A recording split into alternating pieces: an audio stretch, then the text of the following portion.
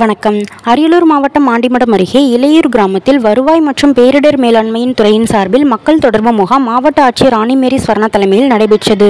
இம்முகாமில் வேளாண்மை துறை, தோட்டக்கலைத்துறை, வருவாய்த்துறை உள்ளிட்ட பல்வேறு துறைகளின் சார்பில் 137 பயனாளிகளுக்கு ரூபாய் 39,04,660 மதிப்பில் உள்ள நலத்திட்ட உதவிகளை மாவட்ட ஆட்சியர் வழங்கினார்.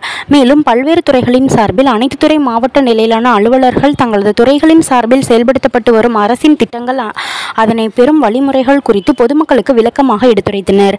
இம்முகாமில் மாவட்ட குழந்தைகள் பாதுகாப்பு அலகு, வேளாண்மை துறை, பொது சுகாதாரத்துறை, தோட்டக்கலைத்துறை, தமிழ்நாடு மாநில ஊரக வாழ்வாதார இயக்கம் உள்ளிட்ட தமிழக அரசின் பல்வேறு துறைகளின் சார்பில் அரசின் நலத்திட்ட உதவிகள் குறித்து வைக்கப்பட்டிருந்த கண்காட்சி அரங்குகளை மாவட்ட ஆட்சியர் பார்வையிட்டார்.